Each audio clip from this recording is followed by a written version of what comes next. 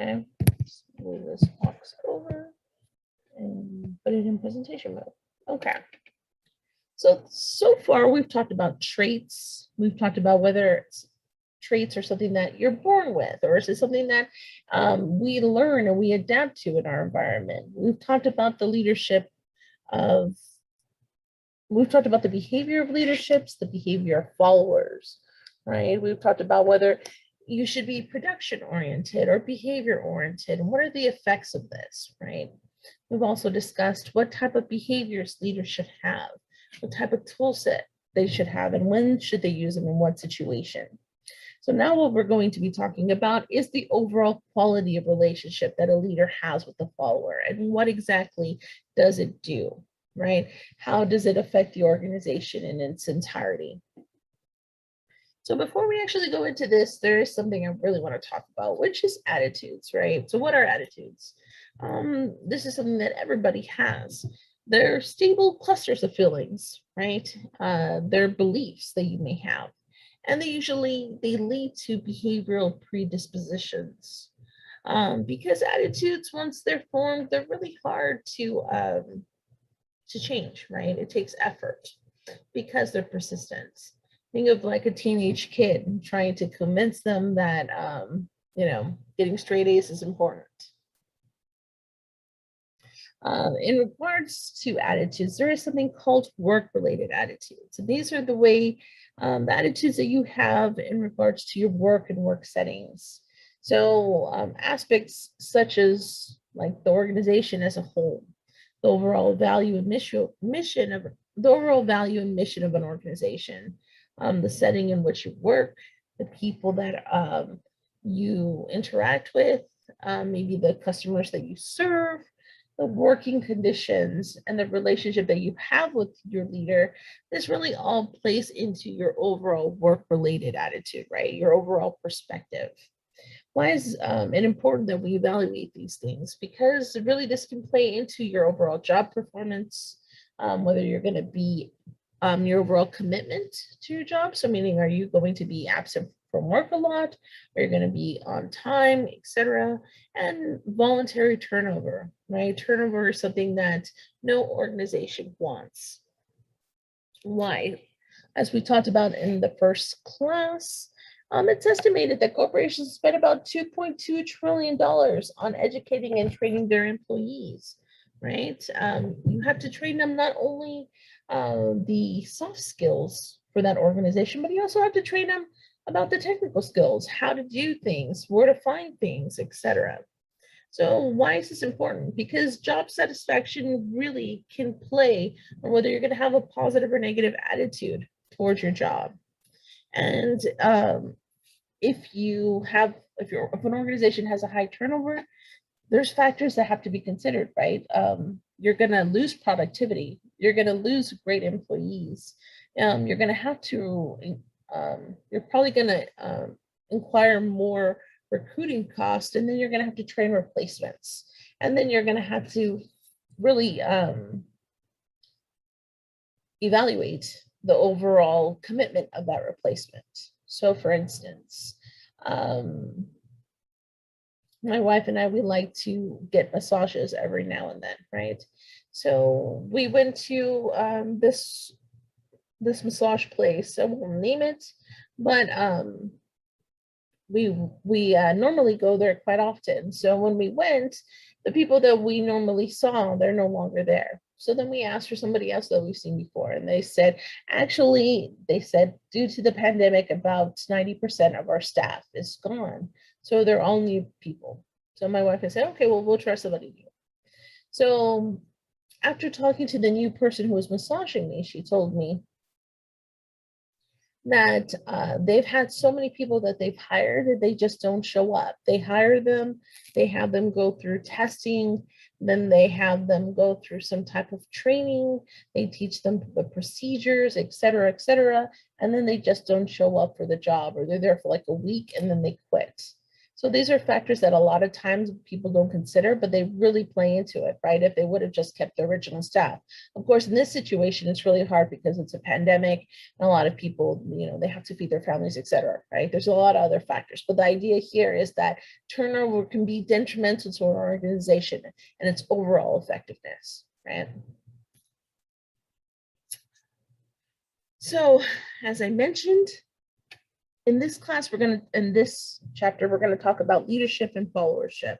We're going to talk about the dynamic roles that they play and the overall quality and that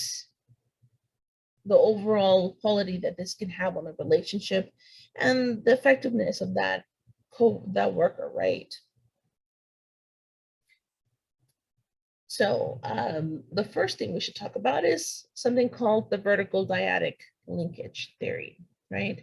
The idea here is that leadership is better understood by examining dyads, which are pairs of relations, right? And they're usually made up of a follower and a leader. The idea here is that instead of there being a top-down type of system, there's more of like a vertical hierarchy, meaning that here you're focusing on the relationship between a leader and a follower. It's interchangeable, right? So in other words, the leader influences the follower influences the leader. There's a reciprocation here, right? So what is a dyad? As I talked about, this is individual relationships between a leader and a follower in a work unit. Dyadic relationships, they're developed and negotiated over time through a series of exchanges between the leader and the member. So it's important to realize that these dyadic relationships, they differ amongst the leader and a certain employee, right? Because, so for instance, like, let's say in the morning, you are a leader, okay? You're a manager. Let's say that in the morning, the first thing you do is you get coffee, in the employee lounge, okay? Maybe there is a certain employee there that you talk to in the morning. They're there at the same time, and maybe you're both parents. Maybe you both have newborns or, small children.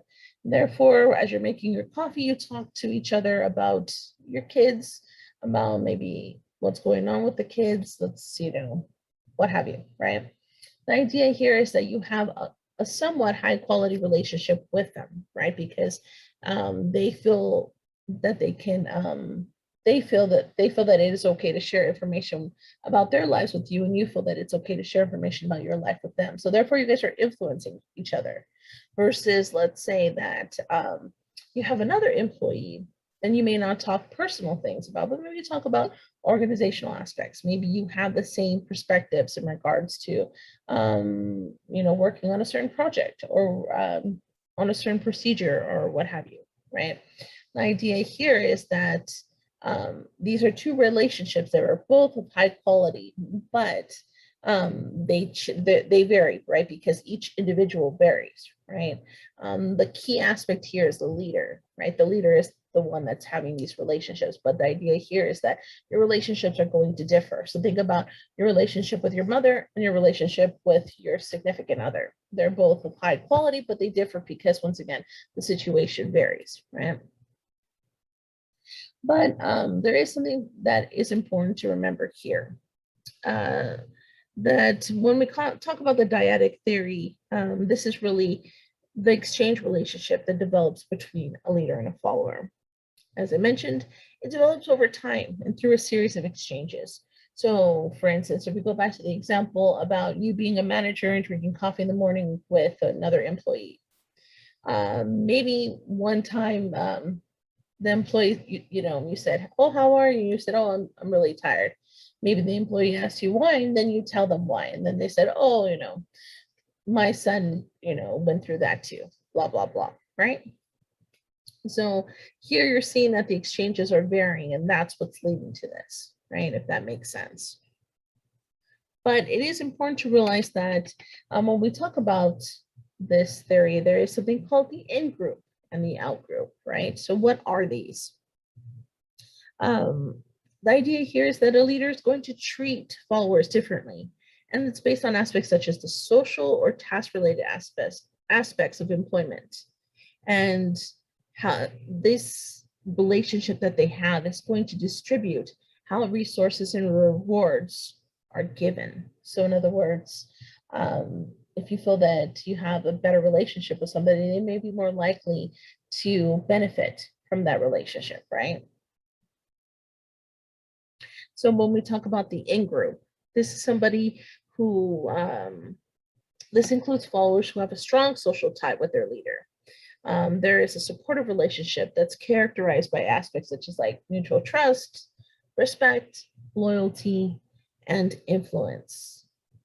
Somebody who's in the in-group, they are willing to go out of their way to help their leader and reciprocate that quality of relationship, right? So in other words, if you feel like um, you have a high quality relationship with your leader, let's say that you feel that you guys understand each other, you have mutual trust, that you're very comfortable with your leader, and you feel that they're truly committed to their employees or what have you, you're probably more likely to come in on your day off. You're probably more likely to stay longer than your designated time, right? So these are ways of reciprocating um, your commitment to their leadership, right? Um, in addition, somebody who's in the in-group, the leader is probably more likely to offer stronger support and positive feedback and give high consideration for those followers that are in the in-group, right? Um, when we talk about the out-group, this includes followers with few or no social ties to their leader. Here, it's a strictly task-centered relationship, and normally it's characterized by a low exchange and a top-down influence. So the idea here is that the leader is on top, and therefore they give you the direction and you follow the direction. You do not do more, you only do what is needed, what is in your job description, right? So it's very unfortunate to say, but it is important to realize that there is an in-group and an out-group in every organization, and it really differs. It doesn't differ, but it really, the extent of the in-group and out-group, it differs with the size of the organization. So for instance, if you have like a mom and pop store, you're probably less likely to have an out-group versus if you have a bigger organization, because once again, it's very hard for a leader to have a relationship with 1,000 employees rather than with 10 employees. Okay. So what is the leader member exchange theory? Really, we're going to call it LMX for short, just because it's a lot easier to say, right? But LMX focuses on the quality of the exchange relationship, right? Here, the idea is focusing on the quality relationship that the leader and the follower have with one another. Why is this important? Because it can lead to positive outcomes. So for instance, there can be higher job satisfaction. Somebody who feels that they belong in an organization or that they're committed to an organization are more likely to be satisfied with their job. As we talked about, positive or negative attitudes, they play into how productive you are within your organization. Sorry. There was actually a study that was done in regards to jobs, and what they found was that 54% of employees, and this is, I think, in the year 2019, they found that 54% of employees had just started their job, right? About a year, the length. And more than half of the US workers were looking for new jobs in 2019. The reason why I took this study instead of like 2020 or 2021 is because of the pandemic. So therefore, there's other external circumstances that are influencing the data, right? But in 2019, it was pretty much a normal time. The idea here is that there's more people that are less satisfied with their jobs. Why are they less satisfied with their jobs? Because, well, there's actually numerous expectations, right? The idea is that their expectations have changed. Previously, it was very common for somebody to get a job at 17, right? And then they would probably retire from it. They would be there for 40 or 50 years. And let's say that you got a job as a paper salesman, that was your career, but no longer is it like that, right? Instead of, as we talked about in previous classes, the idea of management was that it was supposed to be completely production oriented, but no longer are followers asking for this, right? They want more than that. They want aspects such as job enrichment, job satisfaction in their jobs, right? They're more inclined to leave their jobs because there's more opportunity out there. Businesses are springing up left and right. The idea here is that, you could work in a department, I don't know, in a sales department one week, and then you could work in a warehouse the next week, right? It really depends because there's more opportunity. Um, there's a greater chance for people to leave their jobs. Another aspect to consider why people are dissatisfied is that they could be less gratifying, right? Maybe followers do not feel that employers are taking their needs into consideration, or their overall participation, or their commitment, their engagement into consideration. So these are factors to consider, and this is the reason why understanding the relationship that a leader and a follower has with one another is so useful, right? So leaders who form high quality social exchanges that are based on aspects like trust and liking, they're more likely to produce these positive outcomes, right? As we mentioned, higher job satisfaction, better performance, lower turnover. As I mentioned, turnover is really something that all organizations want to avoid because there's factors to consider like loss of productivity, recruiting costs, training costs, etc., right?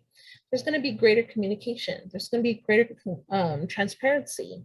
As we've talked about in previous classes, although there has to be a level of respect, the more you have the higher quality relationship you have with your followers, the chances of them being more open and more vulnerable, right? Normally, especially if we don't know that person particularly well, we may be a little hesitant with maybe giving our concerns or suggestions, versus if you feel that you trust your leader, if you feel that they're truly going to consider your input, you're more likely to give it, right? Greater commitment, you're more likely to be committed to somebody who you feel is truly invested in you. And as we talked about, this commitment is really good because it also goes along with reciprocating. If you feel that your leader goes out of their way to help their employees, you're probably more likely to help your leader as well when needed. And lastly, it can also give you greater creativity and innovation. Somebody who is in a toxic environment, who maybe is, I don't know, they are punished for every small infraction, they're less likely to be creative, because what is creativity? The idea here is stepping outside of the box, right? Creativity is creativity and innovation. It's not something that just poof happens. A lot of the times it can lead to failure, but the idea is to learn from that failure and move on and eventually progress to success, right? But if you do not have a supportive environment, if you do not feel that you are supported to do these things, you're less inclined to engage in that type of behavior. Let me see, hold on, I gotta move this black box so we can talk about these things really briefly. So other factors that you want to consider, as I mentioned, the exchange relationship developed between the leaders and the followers. Because leaders have limited social, personal, and organizational resources, they have to focus on the quality as well. So in other words, leaders can only give so much money in promotions. They can only give so much stimuli, right? But a lot has to be on the relationship that they have. If a follower feels engaged in that organization, if they feel engaged and committed to that leader, they're more likely to do things without considering what is beneficial to them, right? As we talked about, like for instance, aspects like job satisfaction. Other links that have been found is that somebody who is satisfied in their job is also more likely to be satisfied in their life, right? They're more likely to be happier when they come home. How many times have you had like a bad day, and although you want to leave it at the office, you come home and you might take it on your significant other, or you just like spend the whole day moping or worrying about whatever it is that you have going on, right? So these are factors that are all interrelated with one another, and they affect each other. So really the idea here the textbook is trying to say is that, the more, because leaders have limited resources because they have limited power. They have to focus on the quality relationship that they have with followers. So that way followers will continue to do their part, if that makes sense, right? Um, there's also two types of social exchanges that need to be considered here, which is the high quality social exchanges.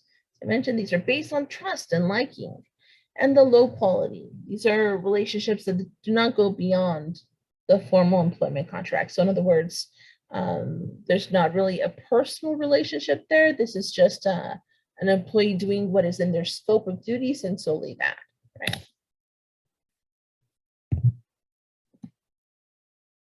So when we talk other factors that we need to consider with LMX relationships is that they're based on social exchanges, meaning there has to be reciprocation, right? Each party has to contribute something that is valued by the other party. So the idea here is, as we talked about in previous classes, we talked about the self-fulfilling prophecy, right? The idea here is these are the self-fulfilling prophecy, right? We talked about the Pygmalion effect, and we also talked about the Golem effect.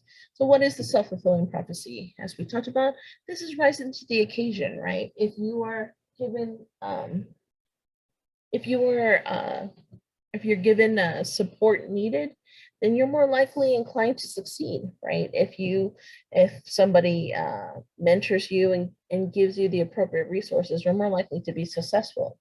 Versus if somebody is continuously criticizing you, you're more likely to succumb to that criticism, right? That's the Golem effect. So it's pretty much the same thing here. That if a leader is giving you a quality relationship, if there's a high quality there, if they're giving you the resources needed, if they are putting really work into you, you're more likely to succeed and rise to the occasion, right? So therefore, this is really the idea here. Versus if a leader was giving you, let's say they were putting all this resources into you, they're doing you all of this support, they were assisting you in whatever was needed, and then you still failed or you chose not to reciprocate, they're less inclined to continue that relationship, right?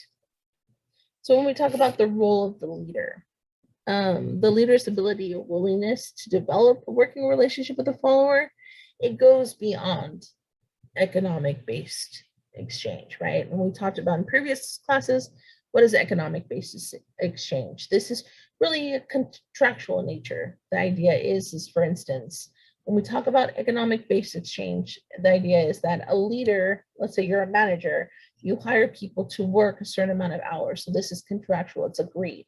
After they work their hours, they know that they're going to receive a certain amount of pay that has been agreed upon prior, right? So therefore that is the exchange. The follower is working for the paycheck, the leader is hiring the workers for that amount of time, right?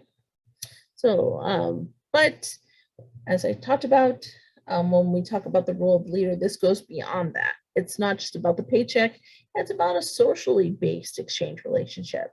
In other words, this is a relationship that's based on aspects like friendship and mutual trust, loyalty, and respect between the leader and the follower. So meaning that it's reciprocated on both sides.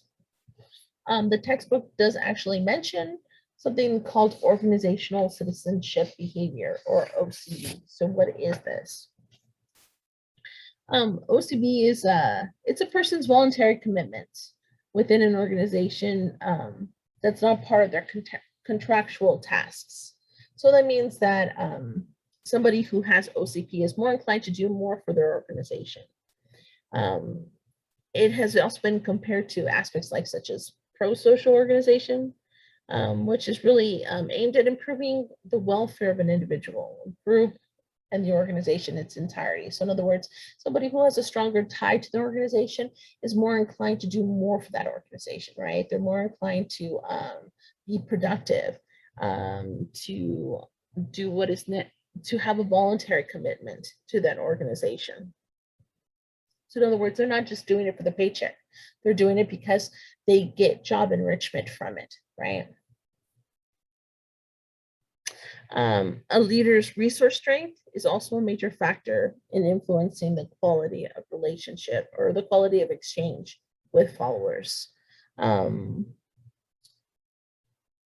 there is also something that the textbook mentions, which is the span of control, right? The idea here is that the wider the span of the control, the more difficult it is for the leader to form a positive relationship with every follower. So therefore, there's going to be a disparity in the quality of relationships, as I mentioned before, right? The idea here is that somebody, for instance, a mom and pop that only has 10 employees, there's likely to be a better quality of relationship. It's going to be a stronger positive relationship because that leader can talk and know each and every employee versus if it's an organization with 1,000 employees under your supervision, you're less likely the span of controls become bigger, so therefore limiting your chances of having that positive relationship, right? Because how can you know everyone, right? Although there are some people who do go out of their way to know everyone, but it just limits your capacity. In addition, there is something called social identity, and this is the degree to which members form close ties with the group. And this really influences interactions with and between group members. So for instance, if you feel committed to the organization and to your leader, you're more likely to be committed to your peers as well, right? So the idea here is that you see this is our job, this is our organization, this is our department, right? So therefore you're more inclined to pull together and collaborate stronger with one another, right? We talk about the role of the follower. Here, a follower's behavior and their attributes, it influences how the leader and other members perceive that follower. A proactive follower is someone who's going to take time to actively seek information and feedback about their expectations and how to successfully perform them. Somebody who is a proactive follower, they are going to really set the tone for forming not just a working relationship, but a high working relationship with the leader. So in other words, it's not just what the leader does, a lot has to do with the follower as well. A follower who is seeking information and feedback, they're more likely to have a better quality of relationship with someone. Because why? Because they're taking the extra step to go out there and talk to the leader, right? A lot of the times, for instance, let me see. For instance, let's just take the example of teaching online.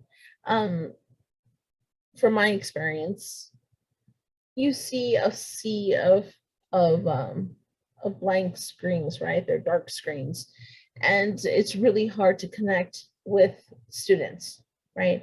Really, the only way to connect is if the student has a question, and when they have a question, it may be an important question that you really never considered. So therefore, this is opening the lines of communication and strengthening the possibility of forming a high quality relationship, right?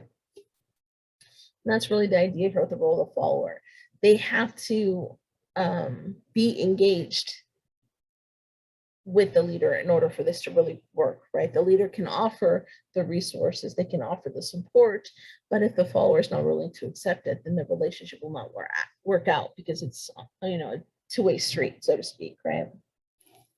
Proactive followers, they want to form positive relationships with their leaders. And you can do this in numerous ways, right? So there are 3 tactics to consider. One is impressions management. Here, this is when a follower puts effort to project a favorable image to gain immediate benefit or improve a long-term relationship with the leader, right? So employees who are seeking to form positive relationships with the leader, they'll often be the ones seeking feedback on how to improve their performance. Although impressions management, it's important to realize that this is the effort to project a favorable image to gain immediate benefits. So it almost sounds like they're sucking up, right? There is something called the performance-driven motive. This is when a follower genuinely is attempting to seek information from the leader, right, to improve their overall work performance. So it's not just to project a favorable image, they truly want to know. So the performance-driven motive would be the most useful one, right? Because once again, impressions-driven motive, this one is really the desire to control how one appears to the leader, versus performance-driven is when there's true interest in seeking information from the leader. And then when we talk about ingratiation, this is the effort to appear supportive, appreciative, and respectful. Here, this can include favor rendering and behavioral conformity. So for instance, a follower can go beyond the call of duty to render services to the leader, and they can conform to the leader to whatever expectations are needed, right? And the idea here is to positively relate the quality of relationship from the leader's assessment, right? Here, the follower is trying to relay aspects such as like competence, loyalty, commitment, and work ethic. And lastly, self-promotion. This is the effort to appear competent and dependable. A positive relationship is more likely when the follower is perceived to be competent and dependable. So for instance, you may have a good relationship with somebody on a personal level, but if you feel that follower is not trustworthy or that they're not dependable, you're less likely to get maybe you're less likely to delegate new responsibilities to them, right? So they're less likely to be promoted. So that's the idea here. There are benefits and criticisms of the LMX theory. Some benefits are is that they increase in leader reward power. There's higher social capital. When we talk about criticisms, really the idea here is that the quality of the exchange relationship is solely from the follower's perspective, right? Although I don't really expect you guys to know this is not going to be on your exam, I do like to mention it just so that it is there. Another thing to consider that I think is important when we talk about the criticisms is that LMX can be biased in favor of some groups, right? Because it's important to realize that we as humans are naturally flawed, and though we like to consider that all our thinking is objective, a lot of it is subjective. Meaning that if we tend to have something in common with somebody, or we tend to see some likeness of ourselves in someone, we're more likely to think favorably of them. So therefore, we may be more likely to include them in the in-group, right, without them necessarily being capable of that, right? So for instance, as we talked about, ideally, people who are in the in-group are people who are competent and dependable. But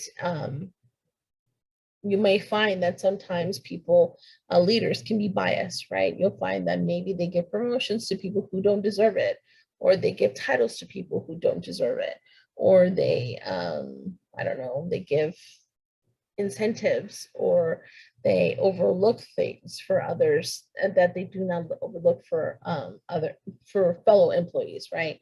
As we talked about the fishbowl theory, this idea is that you're continuously being evaluated and judged by your staff, right? So followers are looking at this, and this will overall, this biasness could overall affect the quality relationship that you have with others.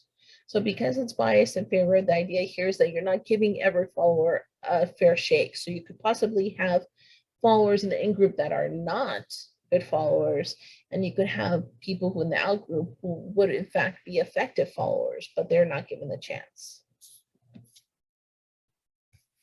So when we talk about followership, I would like you guys to know what the role of the follower is.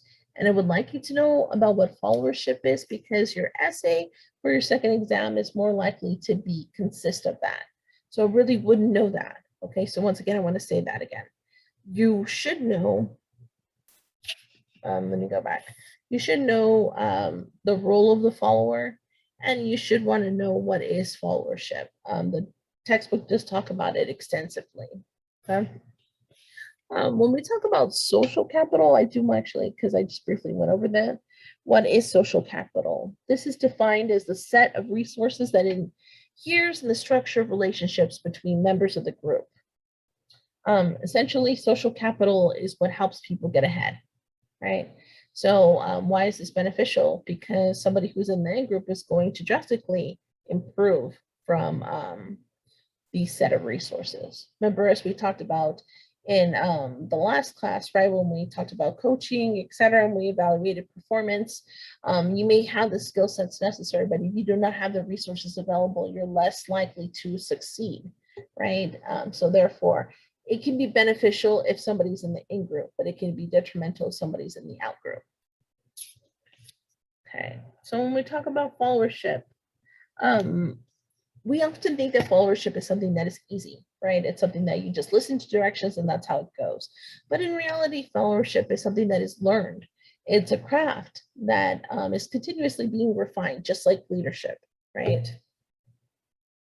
So good followers, they're increasingly being recognized as an important component to strong organizational performance. So the idea here is that good followers is about outward influencing, meaning that if leadership is downward influencing, right, because they're influencing their followers, those who are, I don't want to say beneath them, but those who are under their supervision, right, versus good followership is upward influencing because they are influencing fellow peers and so on and so forth. They are, just as a leader influences a follower directly influences a leader as well. So therefore upward, right? Leaders have to put aside their egos and recognize that good followers are needed, right? Followers should have input. They should, if they disagree with followers, they should be willing to share that disagreement and explain why. Because as we talked about, effective followership is something that is shared. It's shared amongst not only the leader, but the follower as well. So what is followership? So followership is not merely just following subordinate actions blindly. It's about reacting, right? Both consciously or unconsciously to a leader's orders.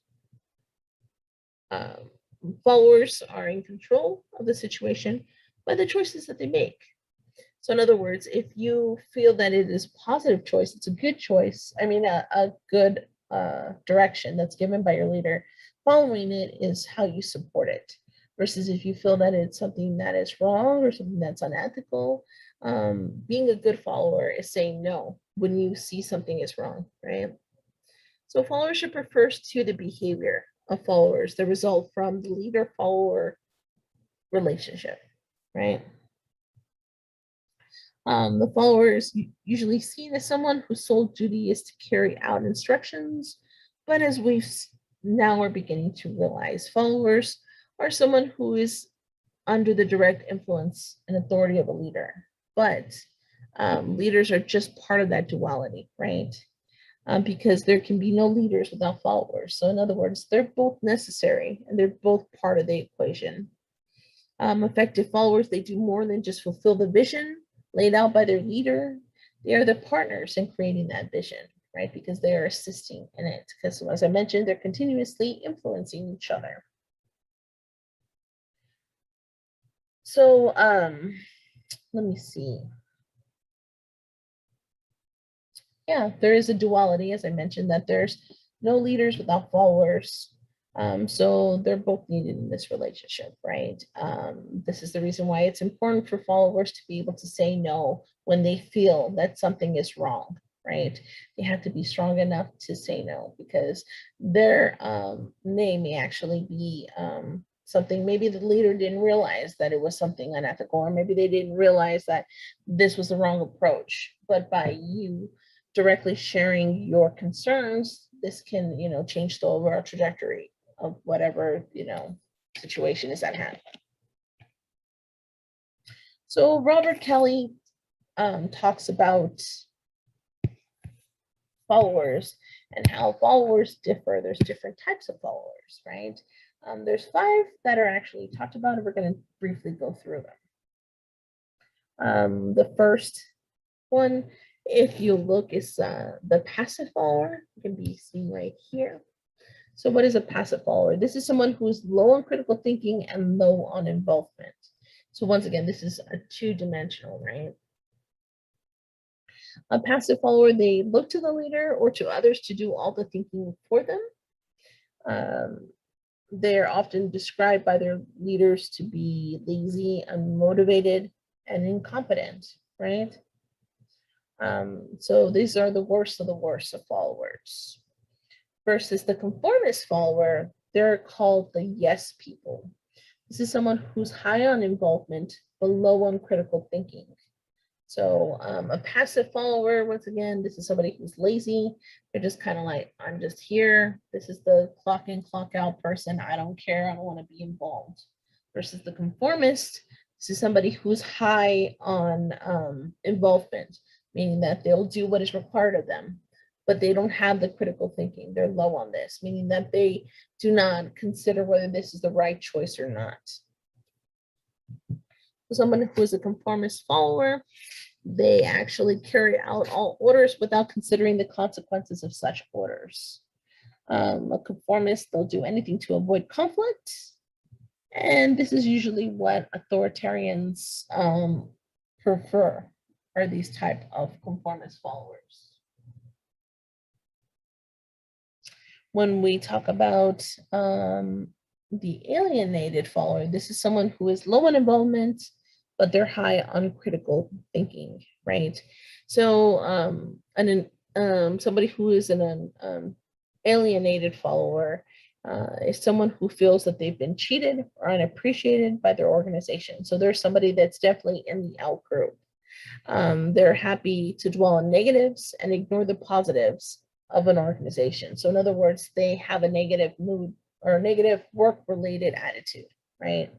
Somebody who is an alienated follower, as I mentioned, they're high on critical thinking. So therefore, they have the skill set and the mental capacity, right? They have the knowledge necessary, but they're low on involvement because of the fact that they feel almost betrayed by their organization. So there's somebody who is definitely in the out group. Versus the pragmatic follower, this is somebody who exhibits a little bit of all four styles. They're pretty much in the middle, stuck in the middle. This is somebody who is stagnant, right? When we talk about effective followers, this is someone who's high on critical thinking and high on involvement.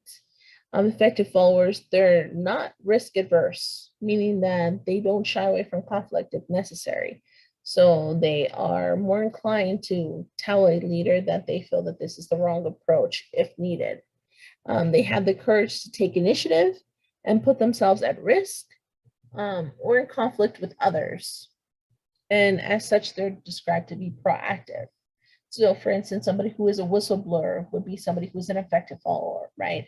Because they know that unethical behavior is occurring within the organization and they have the courage to put themselves in harm's way and do what is best for the organization.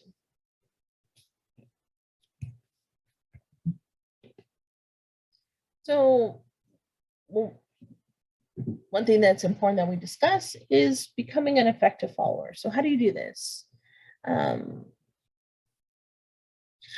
What is effective followers? These are individuals that see their roles as followers, right? Things to consider is to be an effective follower, you need to execute decisions made by leaders.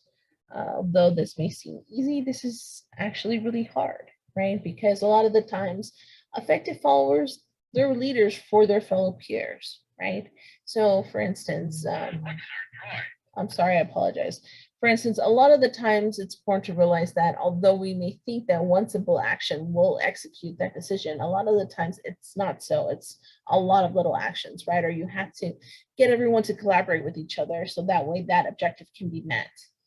Somebody who is an effective follower will be able to lead those fellow co-workers or fellow followers into meeting that objective. Right, so therefore they may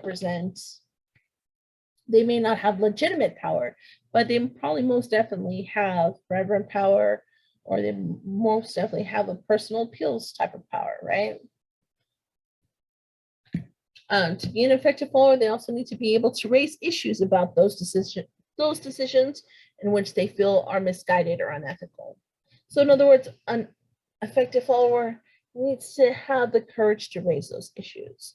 a lot of the times, it's very crazy to think about it, but in reality, a lot of followers slash employees know that they are in a destructive environment. They know that they are in an unethical climate. A lot of the times, there's other factors that determine whether employees will stay or not, right? But it's important to realize that a lot of the times the hardest road is not the easiest one. So raising issues about those decisions are necessary. And somebody who's an effective follower will do so. Lastly, moral integrity and willingness to take a stand based on principles is needed for an effective follower. So for instance, if we go back to the example of a whistleblower is obviously somebody who has integrity, right? They see something as unethical, so therefore they must make a stand. And that is what an effective follower is. So an effective follower is somebody who is not a yes person. They're somebody who appreciates, they appreciate and commit to a good leader, right? And lastly, effective followers, they have a high self-efficacy as compared to those who are ineffective followers. So in other words, they believe in their capabilities. What is self-efficacy? This is a person's beliefs in their capabilities to produce a certain level of performance. Somebody who's an effective follower knows that they're capable. They're somebody who's probably less likely to doubt themselves, right? So the textbook does mention guidelines that can be useful to become an effective follower. One is to offer support to the leader. A good follower looks for ways to express support and encouragement to a leader. Take initiative. Effective followers, they take initiative to do what's necessary without being told by their leaders, right? A lot of the times they are willing to do that little extra because they have higher commitments, right? Play counsel and coach roles to the leader when appropriate. So because there's a mutual trusting relationship with the leader, upward coaching and counseling may be useful. An effective follower, they must be alert for opportunities to provide helpful advice, ask questions, or simply be a good listener or good soundboard for the leader, right? Once again, as I talked about, it's important to have somebody who's knowledgeable, to have an effective leader like this, right? Because once again, they're the ones that are seeing everything, right? They're on the main floor, so they're seeing things that the leader may not see. So by providing that upward counseling and coaching, they can inform the leader of possible opportunities or possible threats that the leader has not even considered. An effective leader will also raise issues or concerns when necessary. As we talked about quite in length, right? Followers,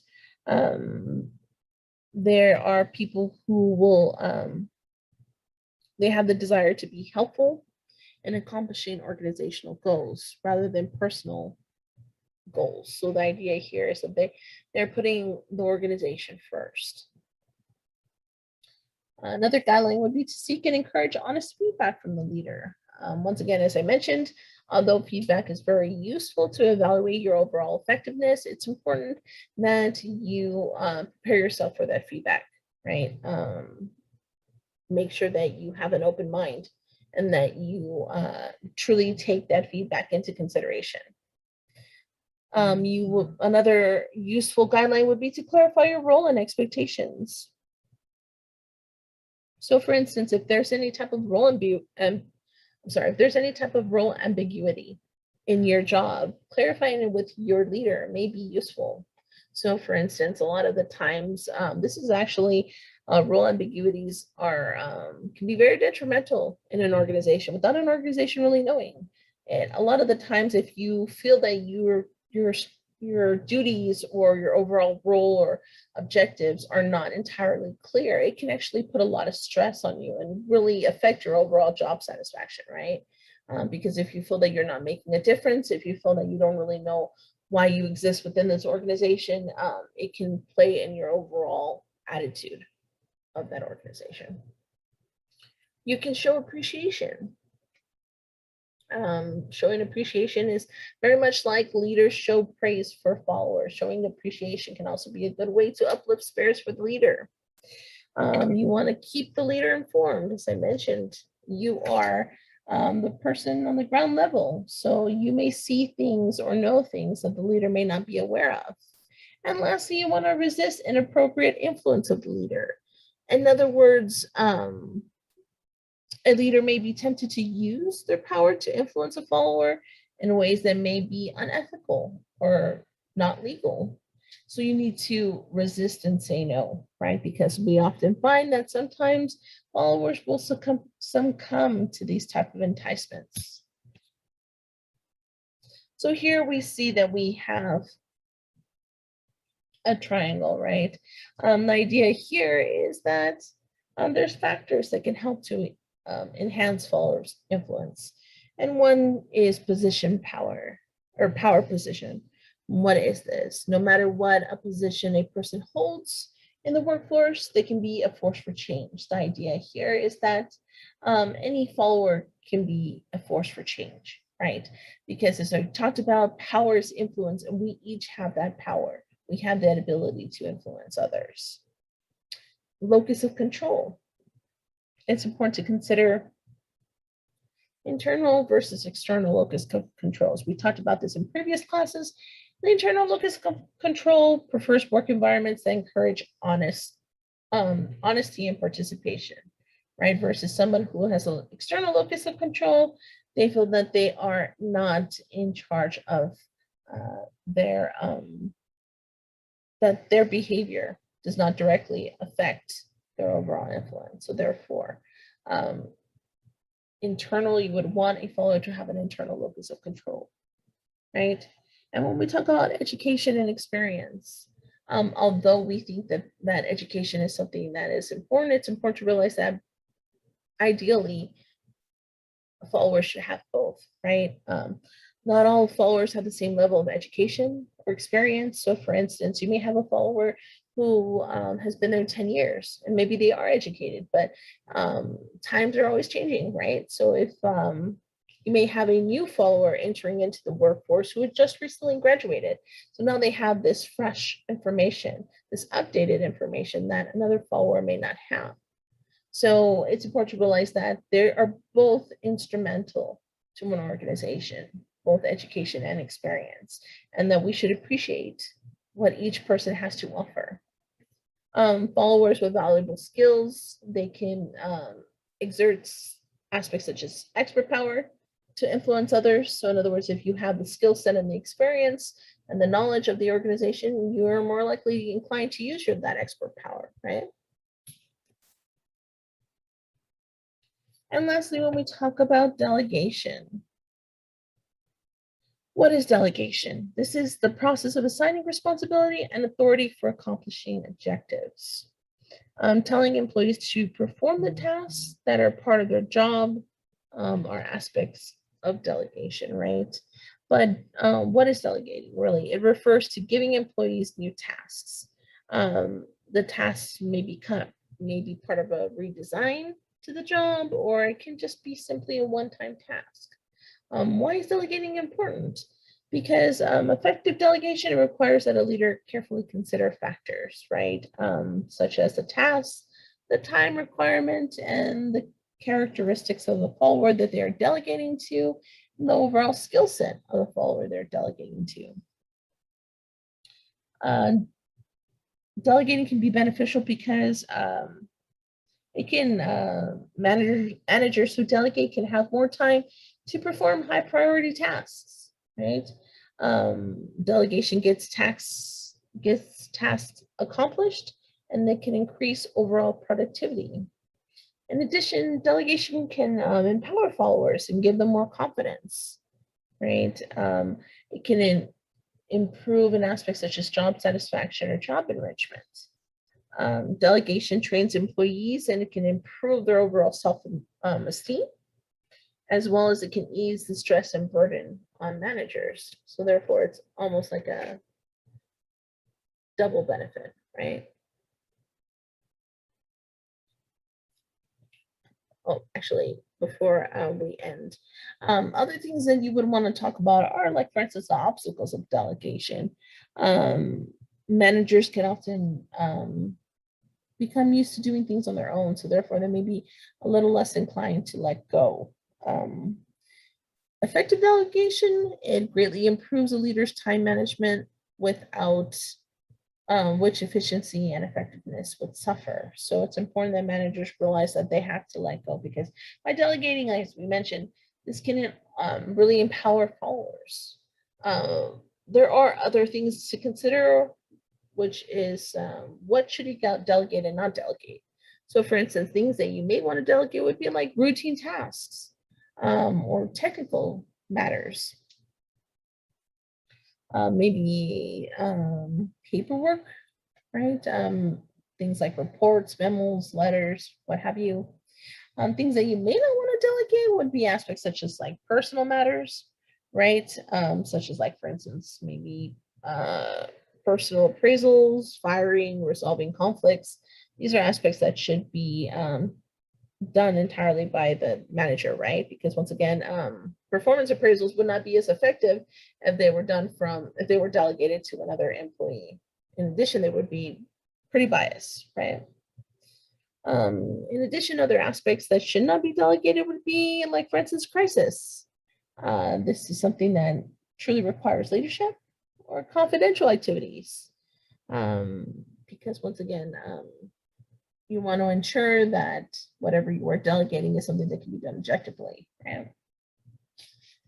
And with that, guys, we are done with chapter 7. So once again, as I mentioned, I would really know what exactly is followership, what is necessary for effective followership, because these can be very useful for your upcoming exam. Okay. If anybody has any questions, by all means, you are more than welcome to contact me or email me. Okay, guys? And with that, we are done. Have a great day. Bye.